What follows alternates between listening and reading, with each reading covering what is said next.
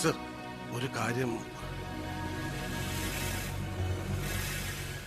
ആ ലോറി ഡ്രൈവറും കിളിയെ ഒളിച്ചിരിക്കുന്ന സ്ഥലം കണ്ടുപിടിച്ചു. പക്ഷേ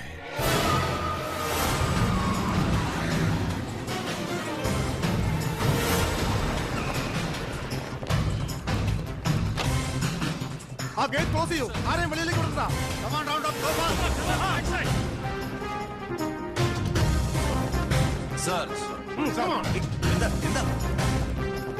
സോറി മാഡം. ആ നോക്കോടെ, ആ ബാത്റൂമില്.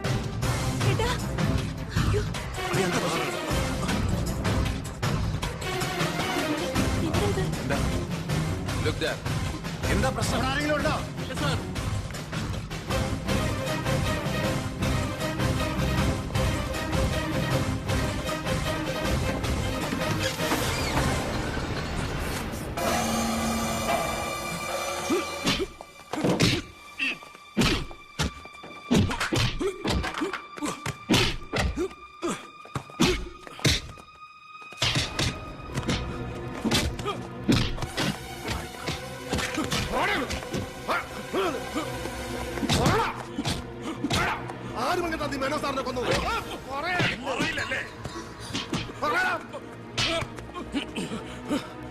ഇവരിൽ ആര് പറഞ്ഞിട്ടാണ് നീക്ക് ഇവിടെ കയറി വിളിച്ചത്?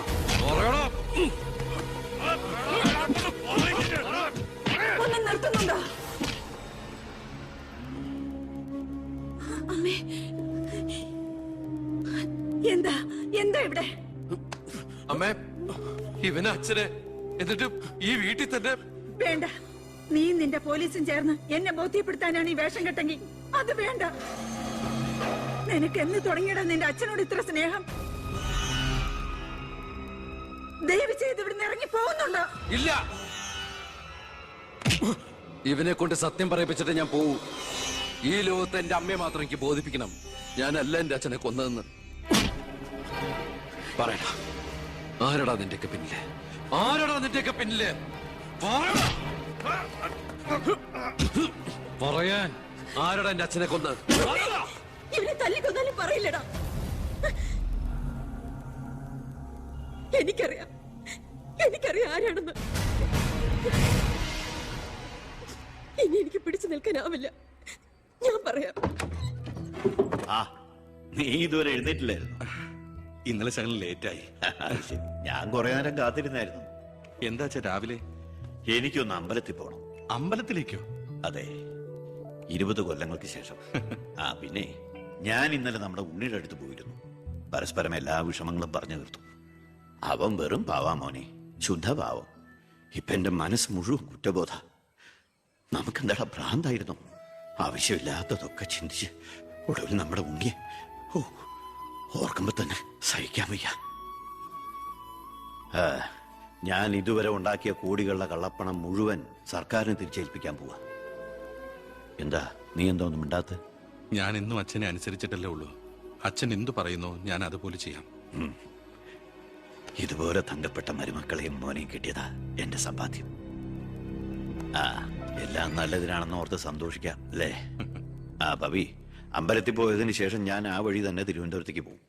അവിടെ ഒരു പത്രസമ്മേളനം അറേഞ്ച് ചെയ്തിട്ടുണ്ട്. ജനങ്ങളുടെ മുമ്പിൽ ഞാൻ എന്ന അഴിമതിക്കാരന്റെ കുറ്റസമ്മതം. എനിക്കിപ്പോ വേണ്ടത് മനസമാധാനമാണ്. മനസമാധാനം മാത്രം.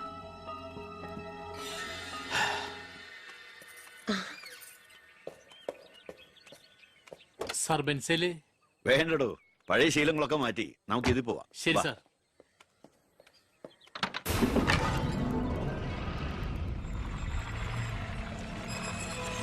White ambassador KL1888 X minister Balagangadhara Menon.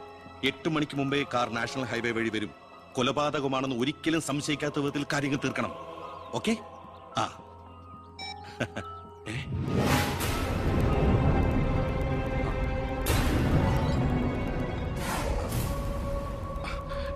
നീ ഇവിടെ നിപ്പുണ്ടായിരുന്നോ? അല്ല മോളെ, നിന്റെ അച്ഛൻ പറഞ്ഞു കേട്ടില്ലേ, മനസമാധാനമാണ് വലുതെന്ന്.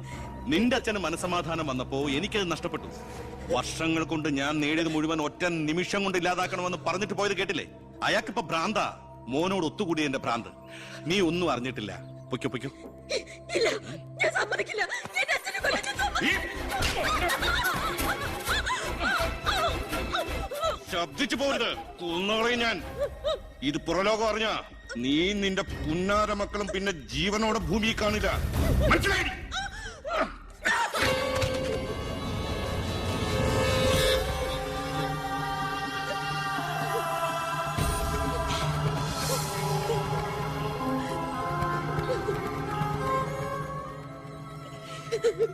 അയാള് ദുഷ്ടന, പണത്തിന് വേണ്ടി എന്തും ചെയ്യാൻ മടിയില്ലാത്തവൻ.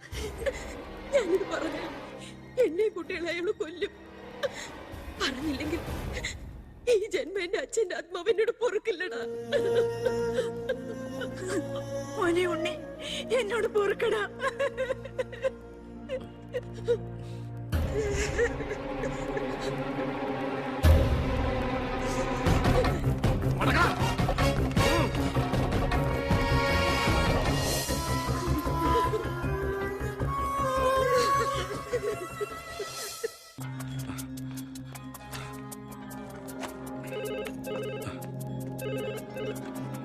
ഹലോ, ആ സിംഗപ്പൂർ ഫ്ലൈറ്റിന് ഓക്കെ അല്ലേ?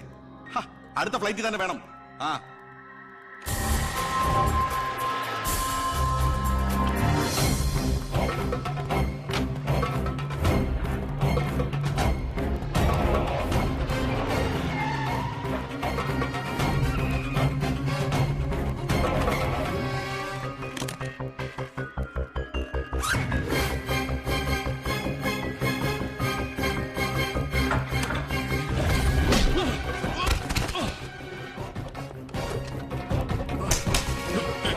എന്ത് തെറ്റാ എന്റെ അച്ഛൻ നിന്നോട് ചെയ്തേ?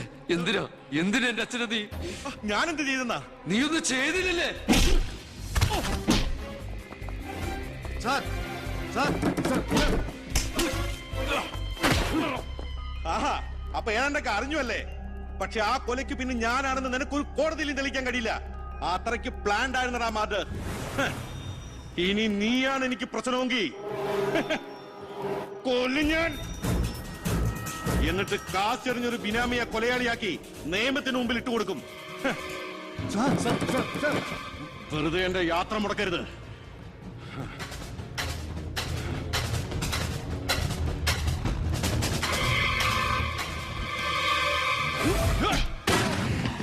അത് നോക്ക് സാർ.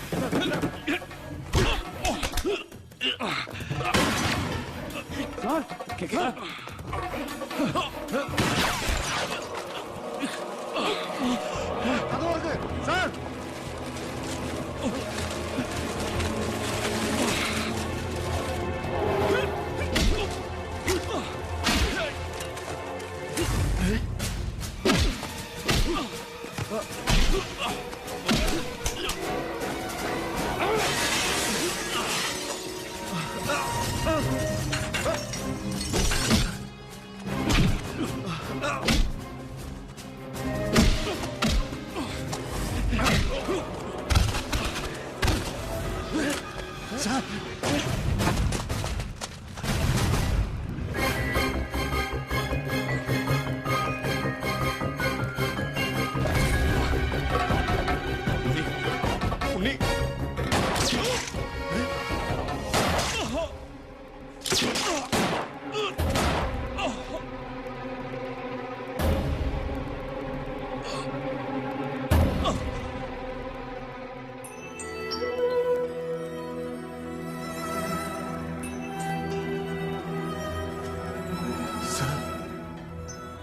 ഞാനിത് ചെയ്തില്ലെങ്കിൽ അച്ഛന്റെ ആത്മാവിന് ശാന്തി കിട്ടില്ല. എന്ത് ശിക്ഷ ഏറ്റുവാങ്ങാനും എനിക്ക് സന്തോഷമേ ഉള്ളൂ. നോ സർ, സാർ ശിക്ഷ ഏറ്റുവാങ്ങി ജയിലിൽ കിടക്കേണ്ട ആളല്ല. നിങ്ങളെപ്പോലൊരു മന്ത്രിയെ ഈ നാടിന് ആവശ്യം. ജനങ്ങൾ അത്രമാത്രം പ്രതീക്ഷ സാറിന് അർപ്പിച്ചിരിക്കുന്നു. ഒരുപാട് നന്മകൾക്ക് വേണ്ടി ഇത് നമുക്ക് മറക്കാം സാർ. അതെ സർ. ഹോം മിനിസ്റ്ററെ പ്രതി കരുതിക്കൂട്ടി വിളിച്ചു വരുത്തി അറ്റാക്ക് ചെയ്തു. ആസ് എ സെക്യൂരിറ്റി ഓഫീസർ എനിക്ക് അയാളെ കൊല്ലേണ്ടി വന്നു. CRPC 130, 131. FIR closed.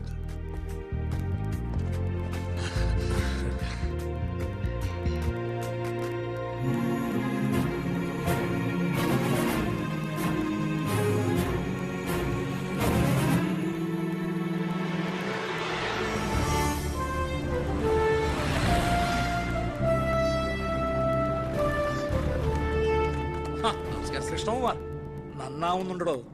തന്റെ ഭരണതന്ത്രങ്ങളും പരിഷ്കാരങ്ങളും വിചാരിച്ചില്ല ഇത്രയും. ഞാൻ ഭരിച്ചിരുന്ന മന്ത്രിസഭയില് തന്നെ പോലൊരു ചങ്കുറപ്പുള്ള മന്ത്രി ഉണ്ടായിരുന്നെങ്കിൽ ഞാൻ കാണിച്ചു കൊടുത്തേനെ ഈ കേരളം റിയൽ ഗാഡ്സ് ഓൺ കൺട്രിയാണെന്ന്. പക്ഷെ ഇവിടെ ഡെവിൾസ് ഓൺ പീപ്പിൾ ആണ് സാർ കൂടുതൽ. ഒക്കെ ശരിയാവും, ശരിയാക്കണം. കുറച്ചു സമയവും ഒരുപാട് കാര്യങ്ങളും മെനക്കെടുത്തുന്നില്ല. നടക്കട്ടെ.